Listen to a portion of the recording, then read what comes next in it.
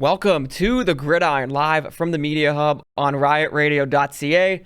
I'm your host, Will McAllister. This show is all about the NFL, and today I'm going to be discussing more free agent signings. We also got some grading new free agents going into the fantasy football season, and then my top 5 worst Super Bowls in my lifetime. So yeah, a bit of a weird time around the NFL, closing in on late March.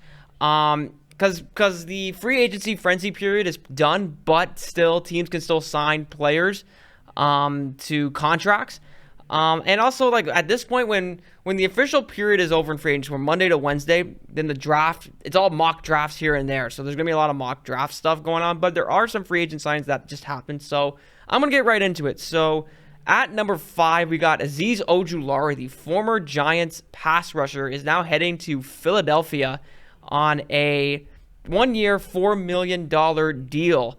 He is going over to the Eagles. Not surprised. There's been a few Giants players that have been played with the Giants for a few years. Now they're heading over to Philadelphia. It's a solid signing, I'm not going to lie. 1 year, $4 million. Very, very cheap. Because he is a solid player, don't get me wrong.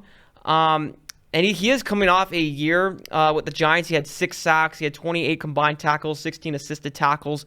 It's a very solid move for the Eagles, especially how many players they lost in free agency, especially on defense. Like Josh Sweat is gone, Milton Williams is gone, C.J. Gardner-Johnson, he's gone, Brandon Graham retired. So I think this was a solid move, them getting Ojulari. Hopefully it can help their outside pass rush. At number 4, we got Mekhi Becton signs with the Chargers. I believe the deal, it was a 2-year deal worth about like $12 million or somewhere around there. Underrated move, in my opinion. Mekhi Becton had a great year in Philadelphia. He was drafted by the Jets as an offensive tackle, but then they moved him to guard, and then he signed with Philly. And he is a big man. I mean, he's like 6'7". I think he's like 6'7", 330. And they're going to use him in that guard a whole lot, especially when you have Rashawn Slater and Joe Alt as your tackles. I mean, you could still put Mekhi Becton over at tackle, but he is a guard now. They transitioned him over to guard. Why put him back at tackle? This is going to really help the run game for the Chargers improve even more, especially with them signing Najee Harris. Really great move by the Chargers. One of my favorite moves free agency. At number 3, DeMarcus Lawrence signs with the Seahawks. The former Cowboys signed a 3-year, $45 million deal to play with Seattle. And honestly, coming from a Cowboy fan, I would not pay him $15 million per year. There's a few reasons, because his sacks have been declining since 2018. He's been hurt a lot more. Yeah, and just like he had 10.5 sacks in 2018. Now he's been hurt, declining. I think the last couple of seasons he had like 4 sacks, 6 sacks. He's also been hurt. So me personally, I wouldn't sign him for $15 million. I think that's a little bit of an overpay in my opinion. I would have paid him probably $10 million. I mean, he's a good run stopper. But if you're going to ask him to rush the passer, it's not going to be his like 14.5 sack season in 2017 or 10.5 in 2018. He's going to probably bring in 5 to 6 sacks, I would say, on this Seahawks D-line. So not really too sure about this signing for Seattle, to be honest with you. But another Seahawks signing, Cooper Kupp.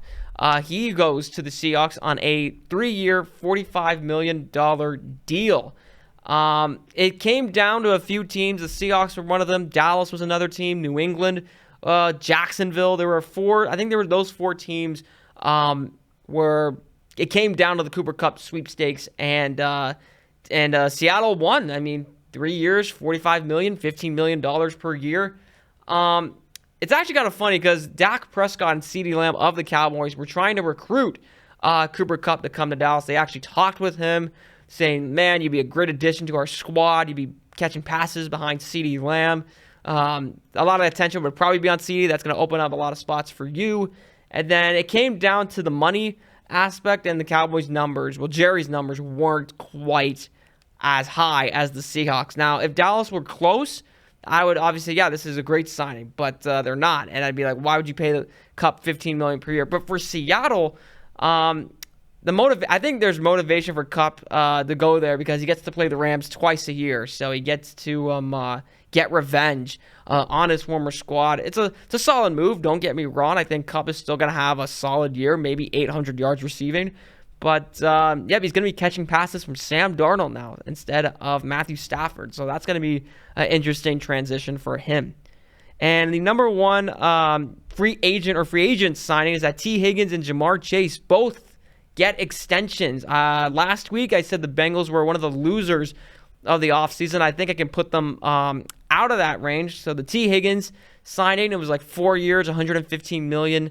And for Jamar Chase, it was 4 years, $161 million. So T. Higgins is getting $28 million per year. Jamar Chase is getting $40 million per year. Jamar Chase is officially the highest paid wide receiver in the NFL, the highest skill positional player in the NFL right now. I think they finally opened their eyes and they needed to get these two deals done.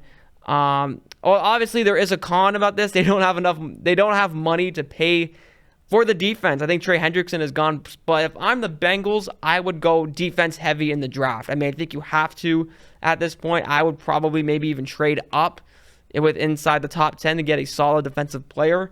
But both moves are good. Can't complain. I mean, there were so many scenarios for T. Higgins on where he was going to go, like Green Bay, New England, Jacksonville. There's so many options for Higgins, these trade packages for him.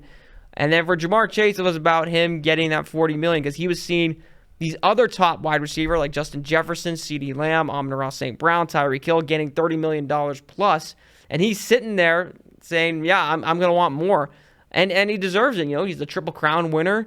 He got the bag, 4 years, $161 million, highest paid skill positional player. And he's going to prove it. He's going to prove it why he deserves to be paid over $40 million per year. It's insanely crazy. The receiver market has been set. Now, I'm wondering, at a few years down the road, I wonder what, Brian Thomas, what is he going to get? What's Ladd McConkey going to get? All these future wide receivers, what are they going to get on these new deals? I can't wait to see that. So, yeah. Those were some of the more free agent signings happening around the NFL. So in this next segment, I'm going to be talking about some new free agents, but in fantasy football terms. So these are all the skill positional players, so all the running backs, the receivers, the tight ends that found new homes in free agency. I'm going to grade them on their fantasy football outlook for the 2025 season. So I'm going to get right into this. So at number 5, we got Najee Harris. He is the former Steelers running back. He's headed to the LA Chargers on a 1-year deal worth up to $9.5 million.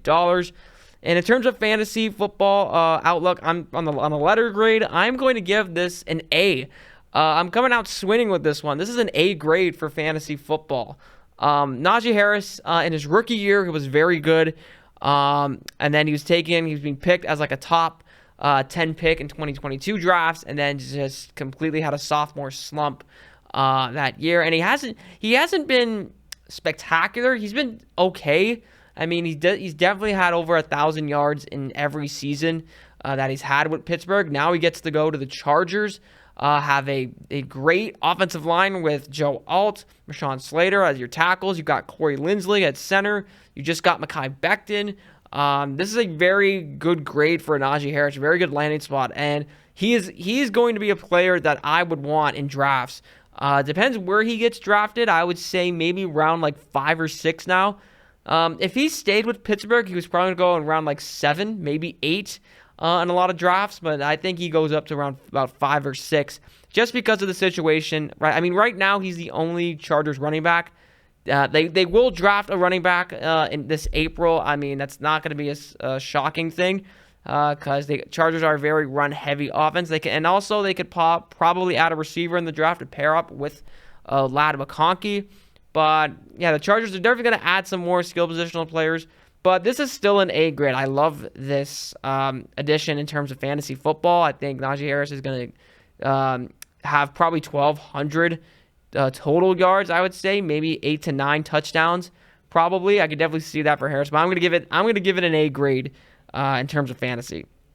At number 4, Evan Ingram, the former Jaguars tight end, heads to Denver. It was a 2-year, $23 million deal, $11.5 million per year. And I'm going to give this a B in terms of fantasy. Some of the pros of this is that Ingram is going to be your stud tight end 1, and it's not even close because the Broncos tight ends didn't really have a good year. I mean, not one Bronco tight end at over 200 yards receiving. That's terrible. Ingram is going to come in. He's going to probably have like 50 receptions, 700 yards, and I'll say like 5 touchdowns. I think that's pretty realistic for Ingram. The cons of this move is that Denver, they're definitely going to add a wide receiver to pair with Courtland Sutton. They're going to also add a running back because Javonte Williams is in Dallas now. And they do have Jaleel McLaughlin, but they're definitely going to add, especially in this year's draft with the running backs having such a deep draft class of running backs. Denver is going to definitely add one. I would say they could definitely go one in round 1. I definitely think of Omarion Hampton is there. But also they could go round 2. I mean, definitely those first 2 rounds for Denver. I would think maybe wide receiver in round 1 and then running back in round 2 because your defense is loaded. I think you just can go running back, receiver. But yeah, for Ingram, he still is like he's a solid tight end for fantasy. I mean, there used to be a time, I think I said this in one of my previous shows, that there used to be a time where if you got an elite tight end in fantasy, that was just a skill positional advantage. Like, you couldn't be stopped. Because Travis Kelce did that for so many years. I think he did that from I would say 2016 all the way to like 2022. He was just a stud tight end, catching over 1,000 yards receiving, having like 10 to 12 touchdowns a year, having like 80 to 90 catches. And now there's a bit of a drop-off. I would say in terms of tight ends this year, I'd say Brock Bowers is your alpha tight end 1, and then everyone else is down below. They're in like a different tier. So like the Travis Kelce's, George Kittle, David Njoku, Mark Andrews, Evan Ingram that we just mentioned. So there definitely is you can still get a solid tight end in the later rounds, but it's just back then there was only one top tier, and that is Bowers. But Ingram, giving it a B grade, I think it's a good move. I think Denver is going to be, I think they could be pass heavy again this year with Bo Nix, and with the arm that he's got, he's very accurate with throwing the football, so I definitely think Denver can be in a lot of close games this year. So yeah, Evan Ingram, I'm going to give it a B grade.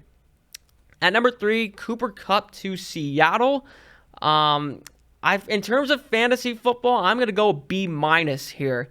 Okay, the reason why for the minus is that he is 32.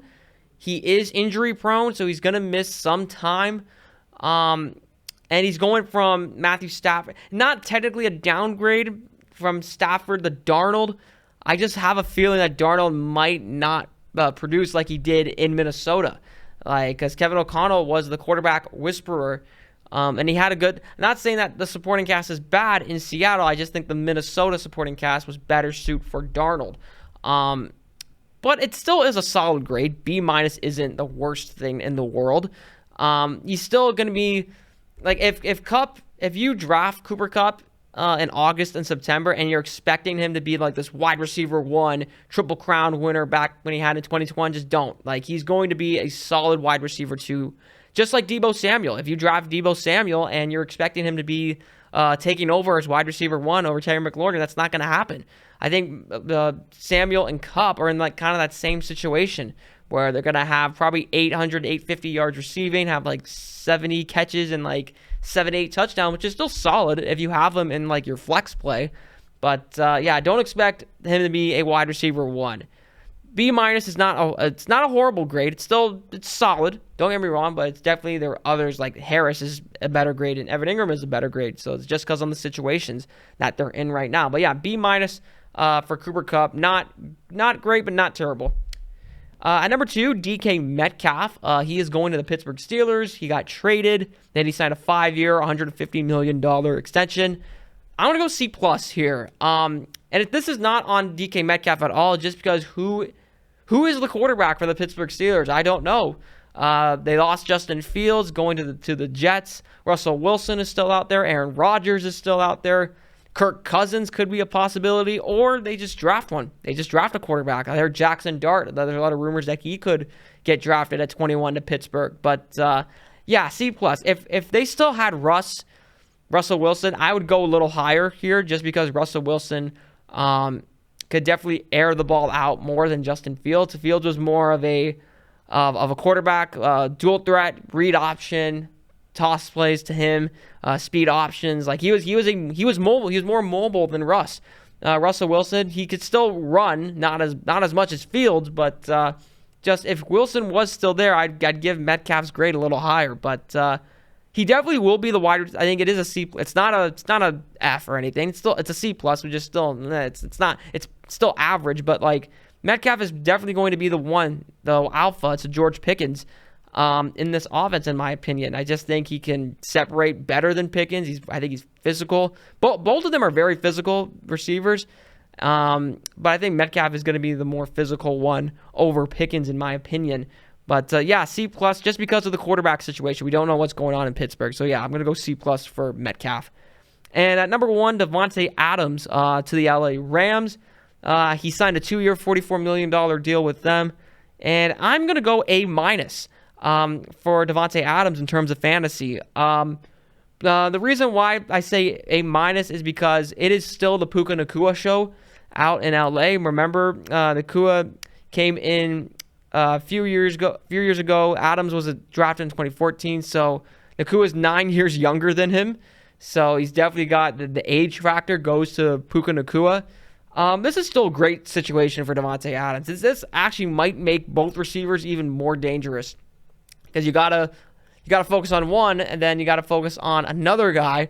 So even if you double Nacua or if you double Adams, one of them is still going to get open. So it's going to be tough to double one of these guys because the other one is just going to have a field day in one of these games. But no, I think it's still the Puka Nacua show, in my opinion. I think he's going to have around like 1,300. Like if he's fully healthy, I could definitely see 100 receptions, 1,300 yards, and like 8 to 10 touchdowns.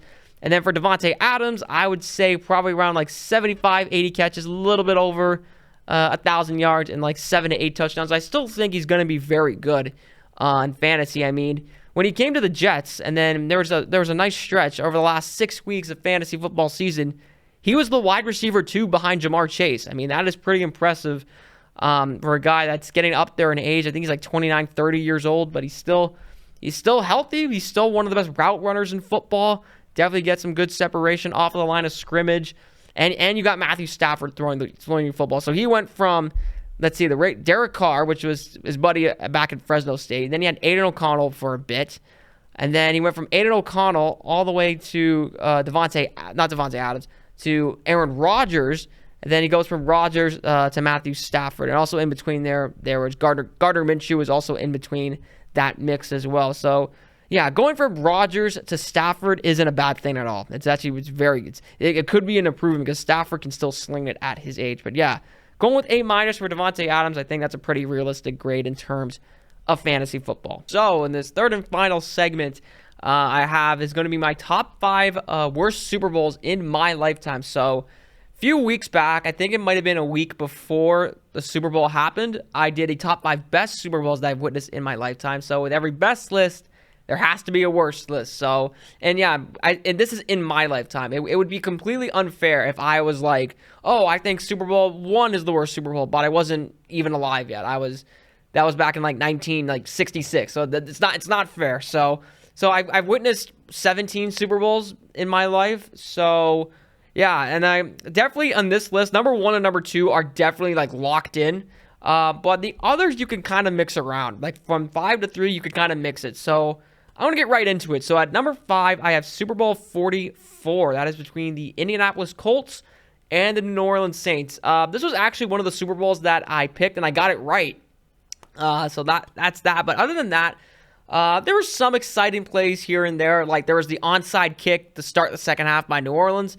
By the way, Sean Payton, he's got a lot of guts. I mean, to go for an onside kick to start the second half of a Super Bowl, and I believe they were trailing.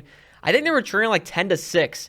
So to do that, that's a lot of guts. And then the Tracy Porter pick 6 off of Peyton Manning and that Super Bowl. But other than that, this game was okay. Like it was just those two plays to me that really defined that Super Bowl. I mean, this would honestly, if this would be my sixth best Super Bowl in my lifetime, but it's my fifth worst. So there's that. But it was cool seeing the Saints win their first Super Bowl in their lifetime. Seeing Drew Brees with his kid, and they're on the Super Bowl podium and with the confetti, the confetti's dropping in Miami, was awesome to see. And this was also the last Super Bowl halftime show where a rock band did the halftime show. That was The Who. They were the last rock band to do it. They haven't done a rock band since. They've included some rock and roll groups, or people from rock groups like Slash during the Black Eyed Peas. That was like the Black Eyed Peas Super Bowl halftime show was probably one of the worst ever. But they included Slash, so there was like one of the only positives there. But yeah, other than that, this Super Bowl was meh. It was okay. So that's my fifth worst. My fourth worst Super Bowl is Super Bowl 50 between the Denver Broncos and the Carolina Panthers. So this was back when I was in grade 8. Paint the picture. The Broncos were 12-4. Peyton Manning was having like an up and down year. He was still solid for the Broncos, but then he was throwing a lot of interceptions. Like his mechanics were way off. Like it wasn't like they benched him for Brock Osweiler for a few games. But he did come back. They led. They got a first round bye that year. They beat Pittsburgh in the divisional round. I think it was like 21-17. They beat them, and then they beat New England 20-18 in the AFC Championship game. Then they made it to the Super Bowl as the AFC representative. And then there's the Carolina Panthers. This team was just taken over like by storm. I mean, a lot of fans thought they would go 9-7, 10-6 because the NFC South was one of the weakest divisions in football, but they went 15-1. Their first loss came in Week 16 to the Falcons. Cam Newton was having an MVP. He was the MVP that year. Jonathan Stewart was the running back that year. They had great defensive players like Luke Kuechly and Thomas Davis Sr. Josh Norman was their cornerback. Prime Josh Norman. Him and Odell Beckham had that one game at MetLife Stadium where Joe Buck famously said, Beckham is so off his game, he's not even running routes. So that's what Josh Norman did to wide receivers. He was locking up OBJ, Julio Jones, Dez Bryant. Like, he was just unstoppable that season. And then they beat the Seahawks 31-24 in the divisional round, destroyed the Cardinals 49-15 in the conference championship game, and then the Super Bowl happened. And it was overhyped. This Super Bowl was just overhyped to me. I mean, I was expecting, like, last second, like Carolina wins 30-27 of a walk-off field goal. Cam Newton gets a Super Bowl. I'm feeling pretty pumped because I picked the Panthers to win. And then, yeah, the Super Bowl happened. Like the Super Bowl, I remember the Super Bowl for Von Miller getting an early strip sack fumble, and it got returned for a touchdown. And then the famous one where Miller strip sacked Newton again, and Newton didn't even fall on the football. Like, he just watched it as the Broncos scooped it up. They scored a touchdown, and that was the game. The Broncos won that one 24-10, and it was a feel-good moment for Peyton Manning because that was his second and last Super Bowl as he rode off into the sunset, being a two-time Super Bowl champion. And it felt right for him to just retire because he knew he wasn't coming back after for the 2016 season. There was just no way that was happening. So, yeah. That's my number 4. And my number 3 is Super Bowl 48 between the Broncos and the Seahawks. Man, talk about overhyped. The reason why it's number 3 because they were promoting it as Denver. They were the number 1 ranked offense that year against the Seahawks, who had the number 1 ranked defense. So I thought this would be a chess match. I thought this was going to be a close game. Maybe low scoring because maybe like 19-16 with Seattle. Like right at the first play of offense, Manning is calling an audible, and the ball just snaps over his head for a safety. And right then and there was Bronco fans. They knew they were in trouble because Seattle got out to an early lead and they just never lost it. I think it was like 26-0 at half. I think it was somewhere around there. And Bruno Mars had a great halftime show, by the way. That was a pretty good one of the best halftime shows was that one. But yeah, Denver only scored 8 points the entire game. It might have been a Demaryius. I think it was like a Demaryius Thomas touchdown. I think it was something like that. But yeah, the Seahawks, the offense. But I mean, they looked fine. But this was the Legion of Boom show. This was just the Legion of Boom, like Richard Sherman, Brandon Browner, Cam Chancellor, Earl Thomas, Bobby Wagner, Malcolm Smith. He was the Super Bowl MVP that year. Michael Bennett. There's so many players on that Legion of Boom defense that I can name, but man, yeah, and that was also a Super Bowl in a cold weather climate. It was in East Rutherford, New Jersey, so it was I think the temperature in terms of Fahrenheit, it was like in the 30s. So that's pretty cold for a Super Bowl. Normally they have it in like a warm weather state like Arizona, California, Texas, or in a dome stadium like they did a few years ago in Atlanta.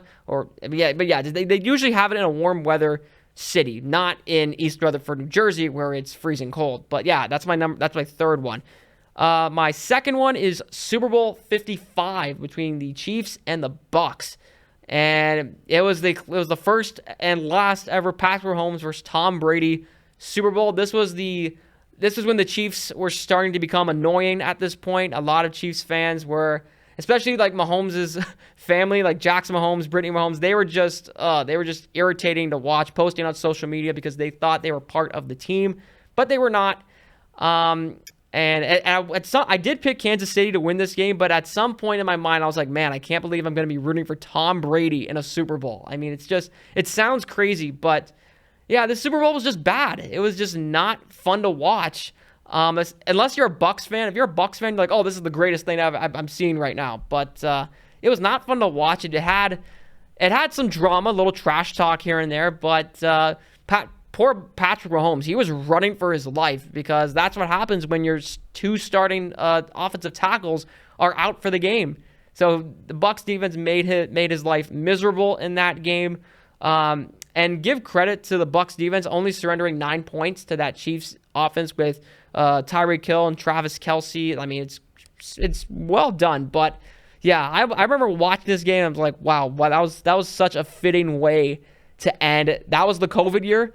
That was 2020, 2021. And I was like, man, that is such a fitting way to end this season because, one, there were no fans in the stands. Well, they had limited capacity.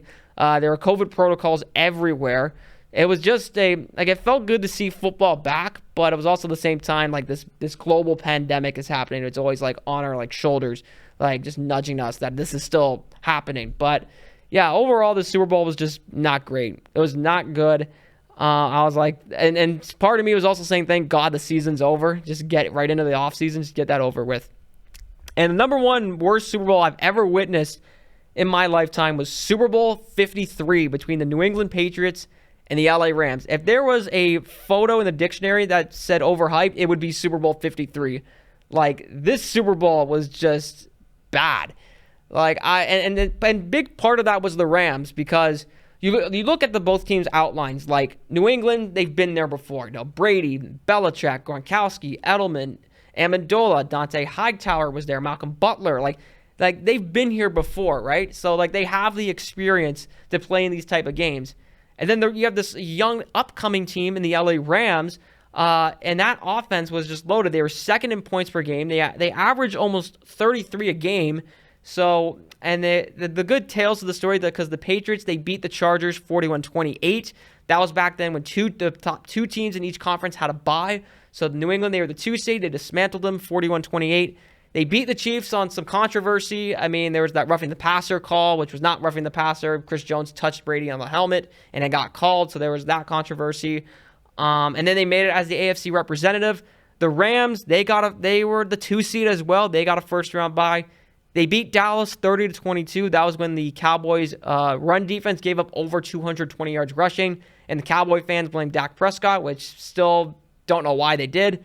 And then they played New Orleans, and that was the no PI call game. So both teams made it here on some controversy. But one of these teams had to win, and this was just a struggle. This was just bad on many, many levels, in my opinion. I remember saying when that Super Bowl ended, New England won 13-3. So the Rams only put up 3 points. So I remember saying to my dad and my brother, I was like, man, that Super Bowl sucked. And I said to them, I'd rather watch the Pro Bowl than the Super Bowl. And the Pro Bowl that year was actually pretty entertaining, in my opinion. But, 53. I mean, a big part of that was the Rams because they were scoring almost 33 points per game, and they only put up 3. It was a good game plan by Belichick, and he just had the Rams offense neutralized. Stephon Gilmore, I think, was on that team. He had an interception, I believe. So, but yeah, it was just bad. This was just bad overall. But yeah, when the field goal got kicked for New England, they made it 13-3. I was like, all right. Like I think I turned the TV off and I just went straight to bed because that was just a brutal Super Bowl to watch, in my opinion. So that was that. So that's it. That's the end of our show for today. I look forward to seeing you guys back here next week. Please don't forget that you can follow us on social media at DCSA Media Hub.